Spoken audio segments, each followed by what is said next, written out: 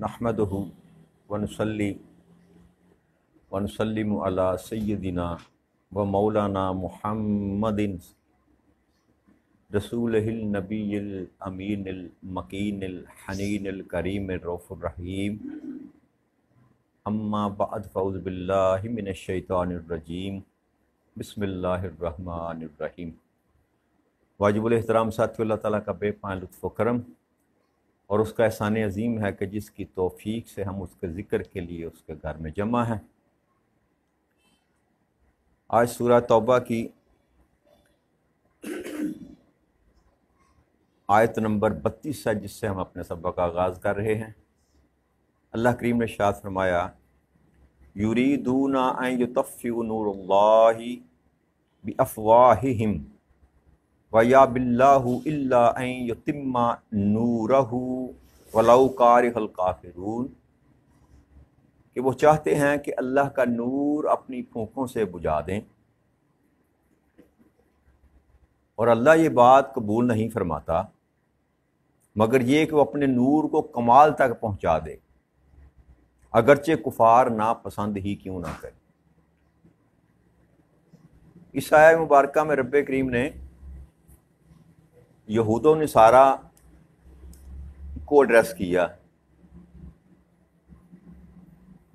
कि वो लोग ये चाहते हैं कि ताजदार कायनात सल्लल्लाहु अलैहि वसल्लम की जो रसालत है उसको कबूल ना किया जाए, बल्कि खुद ना कबूल किया जाए, लोगों को भी कबूल करने से रोका जाए और दीन इस्लाम को फैलने से रोका जाए। उनके इस अमल को अल्लाह करीम ने फरमाई कि ये चाहते हैं कि इस नूर को अपनी फूंकों से बुझा दें, मगर अल्लाह इसको पसंद नहीं करता। और अल्लाह ये चाहता है, यानी कि अल्लाह ने अपनी मंशा का यहाँ इज़हार किया कि अल्लाह ये चाहता है कि अपने नूर को कमाल तक पहुँचाए, यानी कि जो दीन नबी अकरम सल्लल्लाहु अलैहि वसल्लम के ज़रिए दुनिया में आया, अल्लाह ने यहाँ ये ऐलान किया कि मेरा इरादा ये है कि इसको मैं तकमील के मराहल तक पहुँचाऊँ, कि यहूद व नसारा और मुशरकीन व काफिरीन जितना भी ज़ोर लगा लें, उनकी मंशा जो है वो हरगिज़ पूरी होगा वही जो रब्बे करीम चाहेगा। और यहाँ रब्बे करीम ने यह साफ बता दिया कि मैं ये चाहता हूँ कि मैं इस नूर को कमाल तक पहुँचाऊँ। तो जिस नूर का ये जिक्र किया जा रहा है वो नूर दीन मोहम्मद है सल्लल्लाहु अलैहि वसल्लम, जो आका करीम सल्लल्लाहु अलैहि वसल्लम लेकर आए। कि अब ये जितना भी कर लें कुफार और मुशरकीन और यहूद व नसारा मिल के, लेकिन ये अल्लाह के दीन को ये फैलने से, बढ़ने से, कमाल तक पहुँचने से रोक नहीं सकते। तो अल्लाह फरमाता है भले इनको कितना ही ना गुवार क्यों ना गुजरे काफिरों को, मगर ये होकर रहेगा, क्योंकि ये अल्लाह की चाहत। क्यों? हर चीज़ पर जो कुदरत है वो तो रब्बे करीम की ज़ात की है।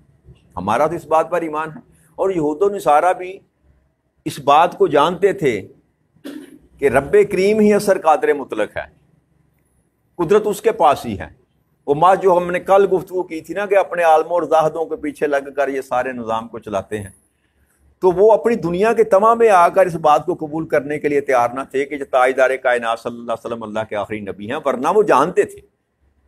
जैसे अल्लाह ने फरमाया था ना कि ये इस तरह मेरे महबूब को पहचानते हैं जैसे अपने बच्चों को पहचानते हैं, अपने बेटों को पहचानते हैं। शनाख्त थी उनको, उनकी किताबों में ये दर्ज था, लिखा हुआ था निशानियों के साथ, ताजदार कायनात सल्लल्लाहु अलैहि वसल्लम के जिस्म अतहर की निशानियों के। चेहरा ऐसे होगा, आंखें ऐसी होंगी, जुल्फे ऐसी होंगी, होंठ ऐसे होंगे, कद ऐसा होगा, गुफ्तगू का अंदाज कैसा होगा, चाल ऐसी होगी। ये सारी वो चीज़ें थी जो नबी अकरम सल्लल्लाहु अलैहि वसल्लम के खसाइल और आपकी खूबियाँ, आपका चाल डाल, गुफ्तगू का अंदाज अल्लाह करीम ने साबका कुतब में दर्ज फरमा रखा था। इसलिए अल्लाह ने फरमाया कि ये इस तरह पहचानते हैं जैसे अपने बेटों को पहचानते हैं। अगर जो मामला वो चला रहे थे, लोगों को जिस डगर पर उन्होंने लगा रखा था, उससे रोक देते और हक की तरफ आ जाते, और वो जितनी बुरी रसूमात उस वक्त चल रही थी उस माशरे में, ताजदार कायनात सल्लल्लाहु अलैहि वसल्लम उसके खिलाफ अल्लाह के अहकामात बयान किए, तो अगर वो इस बात को मान लेते, इस दीन को हक जान लेते, तो उनकी तो दुकानदारियां खत्म हो जाती थी। तो दो सबब थे उनके, एक वो हसद कि हमारी कौम में से ना आए, हमारी नस्ल में से ना आए, और दूसरा उनके माली मफादात जो थे اس سبب سے انہوں نے دین محمدی صلی اللہ علیہ وسلم کی مخالفت کی اور تاجدار کائنات صلی اللہ علیہ وسلم کی مخالفت کی. تو اللہ نے فرمایا یہ جو کچھ بھی کر لیں، یہ جو کچھ بھی کر لیں، اس نور کو پھیلنے سے یہ روک نہیں سکتے. اور اس کی بنیادی وجہ یہ ہے کہ نبی اکرم صلی اللہ علیہ وسلم کو جو سب سے بڑا معجزہ اللہ کریم نے دے کر بھیجا تھا، جو کسی نبی کے پاس نہ تھا. انبیاء کرام کی اپنی اپنی فضیلت ہے اور معجزات بھی اپنے اپنے، مگر سب سے بڑا معجزہ جو نبی اکرم صلی اللہ علیہ وسلم کو اللہ نے عطا کیا وہ آپ کی حیات طیبہ تھی. 40 سال آپ نے زندگی بسر کی کفار و مشرکین میں، اور جب بعثت کا وقت آیا تو آپ نے کوئی عملی جو ہوتا نا معجزہ نہیں دکھایا. وہاں پر چاند کو 2 ٹکڑے کر کے نہیں دکھایا، وہاں پر پتھروں کو کلمہ پڑھنے پر نہیں کہا، کوئی ایسا معجزہ نہیں دکھایا. انہوں نے جب شہادت پوچھی اس بات کی کہ کیسے مان لیں کہ تم اللہ کے نبی ہو، تو آپ نے فرمایا نا 40 سال میں نے تمہارے زندگی گزاری ہے، اگر میری زندگی میں تمہیں کو کمی پیشی نظر آتی ہے تو بے شک میری بات کو قبول نہ کرو. تو وہ تو مانتے تھے کہ آپ صادق بھی ہیں، آپ امین بھی ہیں. اور آپ کی زندگی مبارک جو تھی 40 سالہ، وہ اتنی اللہ کریم نے محفوظ اور معصوم رکھی تھی کہ کوئی دشمن بھی آپ کی طرف انگلی نہیں اٹھا سکتا. یہ سب سے بڑا معجزہ تھا نبی اکرم صلی اللہ علیہ وسلم کی ذات برکات کائنات کا سب سے بڑا معجزہ تھا. تو یہ اللہ نے فرمایا کہ یہ تو ہو کر رہے گا، تمہیں اچھا لگے یا نہ لگے. اور پھر نبی اکرم صلی اللہ علیہ وسلم کی جو زندگی تھی وہ خود سراپا معجزہ تھی. اللہ کریم نے تمام انبیاء کرام کو معجزہ عطا فرمایا، موسیٰ علیہ السلام کو، عیسیٰ علیہ السلام کو، ان کی نبوت کے دلائل کے لیے. جیسا میں نے عرض کیا کہ تاجدار کائنات کی نبوت کے دلائل کے لیے اللہ نے کوئی ظاہری معجزہ نہیں دکھایا، آپ کی ذات کو پیش کیا. یہ امتیاز تھا نبی اکرم صلی اللہ علیہ وسلم کو دوسرے انبیاء پر. اور پھر یہ کہ اللہ کریم نے قرآن کریم میں آپ کو امی کہا کہ وہ جو ظاہری طور پر دنیا میں کسی سے پڑھا لکھا نہ ہو، یعنی کہ جو دوسرے لفظوں میں اگر عام آدمیوں کے لیے ترجمہ کیا جائے تو ان پڑھ، لیکن تاجدار کائنات صلی اللہ علیہ وسلم کے لیے ترجمہ نہیں کیا جا سکتا. آپ کو سمجھانے کے لیے میں نے یہ لفظ ادا کیا.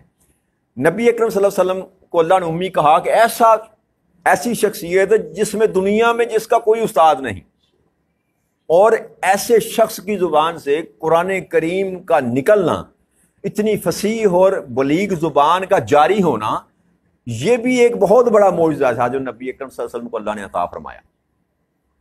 کہ عرب میں جو فصاحت اور بلاغت میں ان کا کوئی ثانی نہ تھا، مگر جب یہ کلام نبی اکرم صلی اللہ علیہ وسلم کی زبان اقدس سے جاری ہوتا تھا تو وہ دنگ رہ جاتے تھے کہ یہ کیسے ممکن ہے کہ اس ہستی کو ظاہری طور پر ہم نے نہ پڑھتے کسی کے ساتھ دیکھا، نہ کسی مدرسے میں جاتے دیکھا، نہ اسکول جاتے دیکھا، یہ کیوں کر ممکن ہے.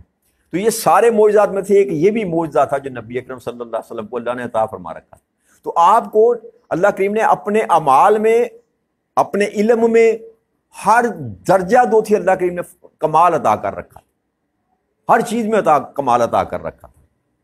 اسی طرح نبی اکرم صلی اللہ علیہ وسلم نے کبھی اپنی بڑائی بیان نہیں کی، حالانکہ وہ کائنات ارض و سما میں اللہ کے بعد سب سے بزرگ ہے، اس میں کوئی شک والی بات نہیں، مگر نبی اکرم صلی اللہ علیہ وسلم نے کبھی اپنی زبان سے بڑائی بیان نہیں کی.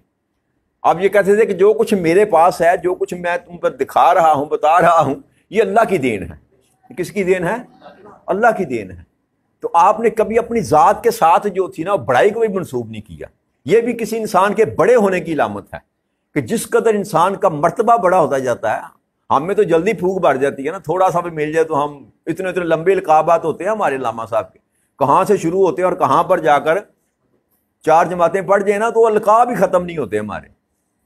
تو بڑائی اس بات میں ہوتی ہے کہ جتنا انسان بڑا ہوتا چلا جاتا ہے نا اتنی اس میں تواضع آ جاتی.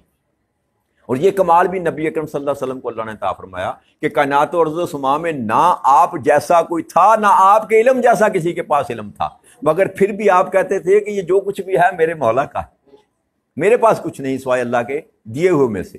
اسی طرح نبی اکرم صلی اللہ علیہ وسلم نے جو اپنی زندگی میں کر کے لوگوں کو دکھایا، تلقین جو کرتے تھے آپ نے 5 نمازوں کا کہا، لوگوں کو خود 6 پڑھتے تھے. اور پھر اللہ کے ہاں گرے اوزاری کرنے میں جو نبی اکرم صلی اللہ علیہ وسلم نے کر کے دکھایا، آپ اس طرح رات کو مصلے پر کھڑے ہوتے تھے. امہات المومنین بیان کرتی ہیں کہ نبی اکرم صلی اللہ علیہ وسلم جب مصلے پر رات کو کھڑے ہوتے تھے تو یہ بھول جاتے تھے کہ میں کھڑا ہوں، اور آپ کے پاؤں مبارک جو تھے وہ متورم ہو جاتے تھے. کھڑے ہوئے قیام کیا تو بس قیام ہی کیا، یہاں تک کہ آپ کے پاؤں مبارک متورم ہو گئے.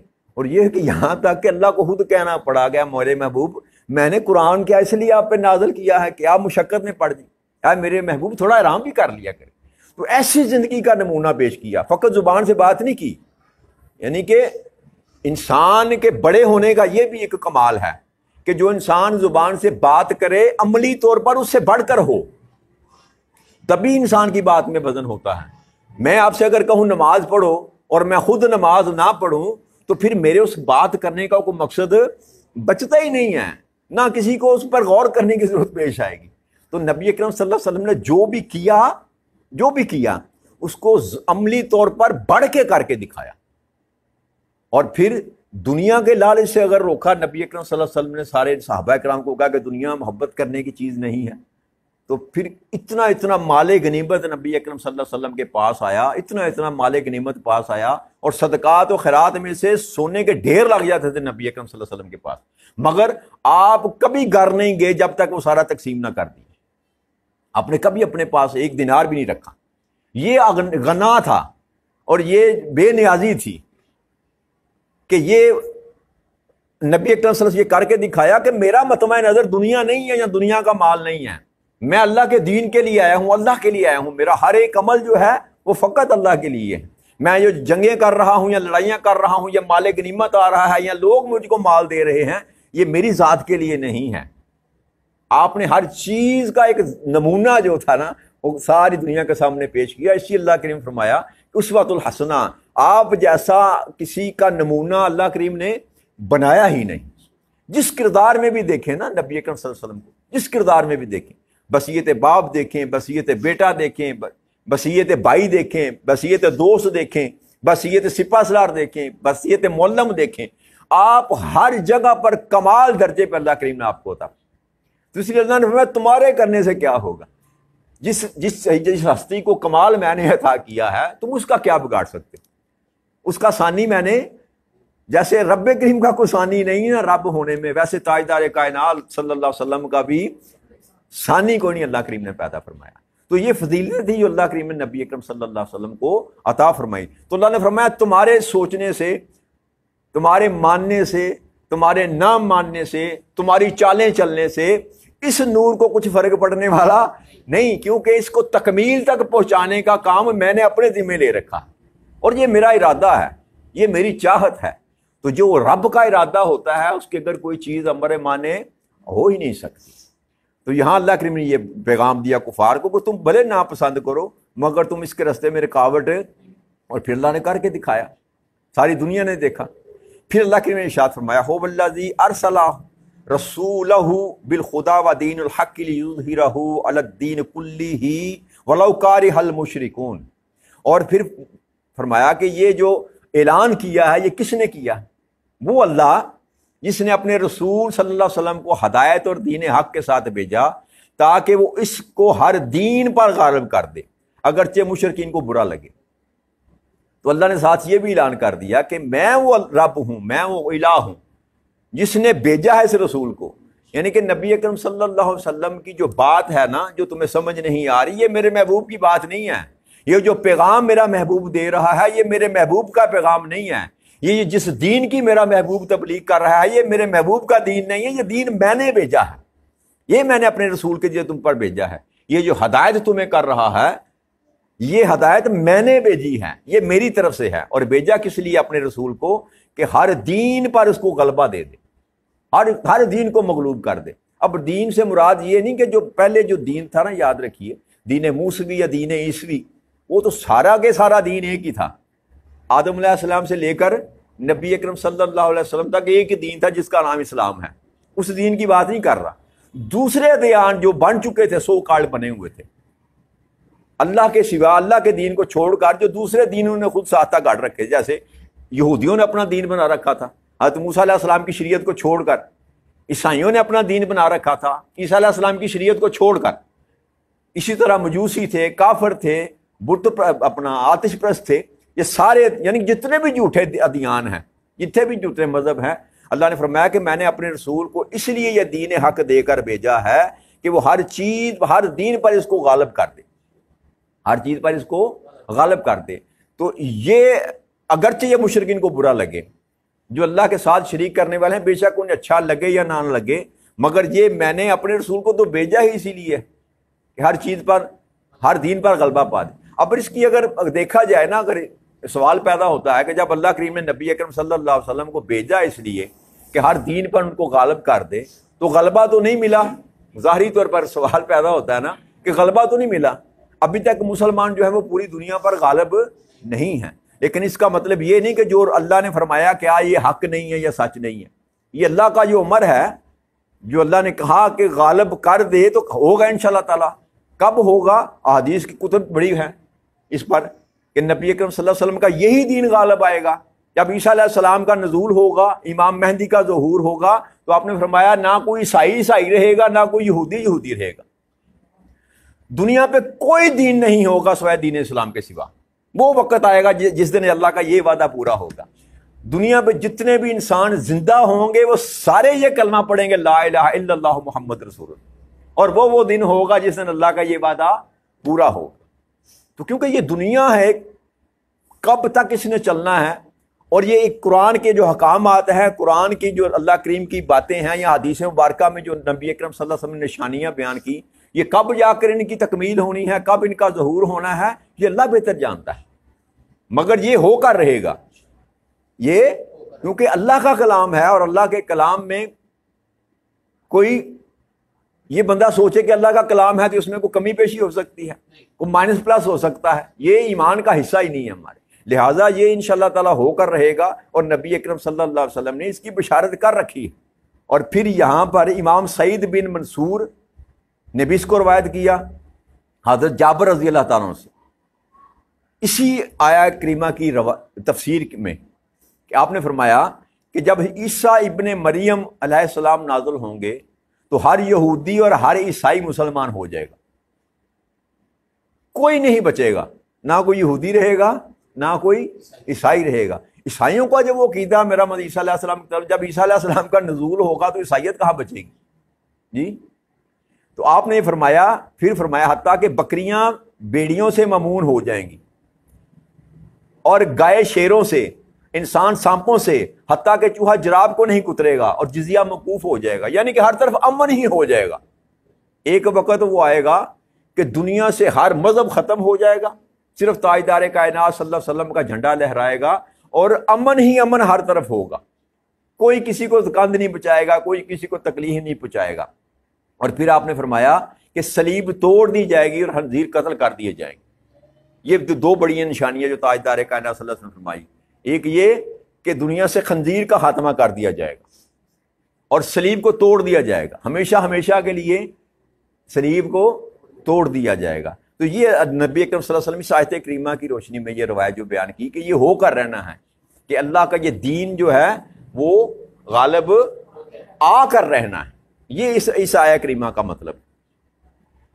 آگے اللہ کے ارشاد فرمایا یا ایھا الذین آمنوا ان کثیر من الاحبار والرہبان لیأکلون اموال الناس بالباطل ویصدون عن سبیل اللہ والذین یکنزون الذہب والفضة ولا ينفقونها فی سبیل اللہ فبشرہم بعذاب علیم. اور اے ایمان والو، بے شک اکثر علماء درویش لوگوں کے مال ناحق کھاتے ہیں اور اللہ کی راہ سے روکتے ہیں، اور دین حق کی تقویت و اشاعت پر خرچ نہیں کرتے. اور جو لوگ سونا اور چاندی کا ذخیرہ کرتے ہیں اور اسے اللہ کی راہ میں خرچ نہیں کرتے تو انہیں دردناک عذاب کی خبر سنا دو. تو یہاں اللہ کریم نے یہ جو ذکر کیا یہ خالصتاً اہل کتاب کے لیے کیا کہ وہ کیا کرتے تھے کہ انہوں نے دین کی غلط تشریح کر کے لوگوں سے مال بٹورنے کا دھندا شروع کر رکھا تھا. عیسائی جو تھے وہ اصل شریعت بیان نہیں کرتے تھے، بلکہ اپنے ڈکوسلے جو تھے وہ بیان کرتے تھے ان کو، اور اپنے پیچھے لگا رکھا تھا. عیسائی اپنے جو ان کے بڑے تھے انہوں نے بھی، راہبوں نے. اسی طرح جو یہودیوں کے پیشوا تھے، مذہبی پیشوا، انہوں نے بھی یہی کام دھندا کر رکھا تھا کہ لوگوں کو اپنے پیچھے لگا رکھا تھا، دین کو چھپا کر رکھا اور لوگوں کو اپنے پیچھے لگا اور اس طرح ان کا مال جو ہے وہ اکٹھا کرنا شروع کیا، دنیا کمانی شروع کر دی. اس کا ذکر اللہ کریم فرما رہا ہے کہ ان میں سے اکثر جو علماء اور درویش ہیں وہ لوگوں کا مال ناحق طریقے سے کھاتے ہیں. کھانے سے مراد یہ نہیں کہ وہ صرف کھانے کی بات کی جا رہی، کسی کا مال حاصل کر لینا اس کو کھانا ہی کہتے ہیں نا، کہ فلانا فلانے کا حق کھا گیا. تو اللہ فرما رہا ہے کہ ناحق طریقے سے لوگوں کا یہ مال کھاتے ہیں. پھر اللہ کی راہ سے روکتے ہیں، سچی بات نہیں بیان کرتے، جو تورات میں لکھا ہے وہ لوگوں کو نہیں بتاتے، جو انجیل میں لکھا ہے وہ لوگوں کو نہیں بتاتے، جھوٹ بتاتے ہیں، نبی اکرم صلی اللہ علیہ وسلم کے متعلق جو بشارتیں تھیں ان کو بھی چھپاتے تھے۔ میں نے جو جیسے پہلے عرض کی کہ حق اگر ظاہر کر دیتے تو ان کی دکانداریاں ختم ہو جاتی۔ یہ سبب تھا جو اللہ کریم نے اس آیت کریمہ میں بیان فرمایا کہ انہوں نے دنیا کا مال ہڑپ کرنا تھا، اس لیے لوگوں کو حق کی طرف جانے دیتے ہی نہ تھے اور اپنی تجوریاں بھرتے تھے، اپنا مال و اسباب اکٹھا کرتے تھے۔ اور اللہ کریم نے یہ فرمایا کہ یہ جو لوگ ہیں جو سونا اور چاندی کا ذخیرہ کرتے ہیں اور اللہ کی راہ میں خرچ نہیں کرتے، ان کے لیے دردناک عذاب تیار کیا ہے۔ جب یہ آیت کریمہ نازل ہوئی نا تو صحابہ کرام کے اندر بھی ایک تشویش کی لہر دوڑ گئی۔ یہ سونا اور چاندی اکٹھا کرنا ہے نا، مال و اسباب اکٹھا کرنا، اس کے متعلق جو ہے نا وہ صحابہ کرام کے اندر بھی یہ تشویش نازل ہوئی۔ تو جب گفتگو شروع ہوئی تو حضرت عمر نے فرمایا کہ اس کے متعلق میں نبی اکرم صلی اللہ علیہ وسلم سے نا بات کروں گا، پوچھوں گا کہ یہ جو آیا مبارکہ ہے یہ صحابہ کرام پر بہت شاک گزری ہے کہ جس کے پاس سونا چاندی اگر جمع ہوا ہے تو اس پر اللہ کا دردناک عذاب ہوگا۔ تو عمر بن خطاب رضی اللہ تعالیٰ نے نبی اکرم صلی اللہ علیہ وسلم سے پوچھا کہ آپ کے اصحاب جو ہے نا یا رسول اللہ صلی اللہ علیہ وسلم، ان پر یہ بہت شاک گزری ہے یہ آیت کریمہ کہ سونا اور چاندی رکھنے والے پر عذاب ہوگا۔ تو نبی اکرم صلی اللہ علیہ وسلم نے فرمایا کہ اللہ تعالیٰ نے زکوٰۃ صرف اسی لیے فرض کی ہے کہ تمہاری باقی مال جو ہے تمہارا پکیزہ کر دیا جائے، یعنی کہ مال رکھنا جرم نہیں ہے۔ ایک تو حلال طریقے سے کمایا جائے اور دوسرا پھر اس میں سے اس کو حلال کرنے کے لیے، پاک کرنے کے لیے سال کے بعد اس میں سے زکوٰۃ جو ہے وہ نکالی جائے۔ تو تاجدار کائنات صلی اللہ علیہ وسلم نے فرمایا کہ اللہ نے زکوٰۃ فرض اس لیے کی ہے تم پر کہ تمہارا جو مال تمہارے پاس ہے اس کو پاک کر دے۔ تو اس طرح نبی اکرم صلی اللہ علیہ وسلم نے اپنے صحابہ کرام کو یہ بات کلیئر کی۔ اسی طرح حضرت ام سلمہ ام المومنین، آپ نے کہا کہ اے اللہ کے رسول، میں سونے کی پزیب پہنتی تھی، کیا یہ کنز ہے، یہ خزانے میں شامل ہے؟ تو آپ نے فرمایا کہ جو مال زکوٰۃ کی حد تک پہنچ گیا اور اس کی زکوٰۃ ادا کر دی گئی وہ کنز نہیں ہے، یعنی کہ وہ خزانہ یا وہ مال نہیں ہے۔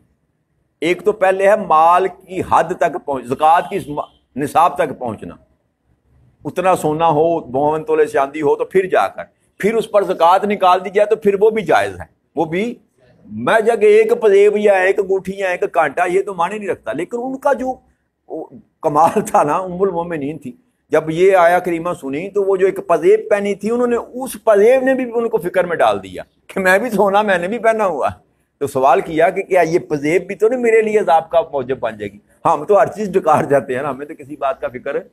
وہ اتنے لوگ جو تھے نا اس معاملے میں سنجیدہ تھے، اور اللہ کی جب بات کو نازل ہوتی تو گھبرا جاتے کہ یہ کیا ہوا معاملہ، اور جب تک نبی اکرم صلی اللہ علیہ وسلم کی طرف سے تمانت نہ ان کو نصیب ہوتی، جواب نہ آتا ان تک، وہ مضطرب رہتے، کلیئر نہ ہو جاتی بات کہ یہ بات ہے کیا۔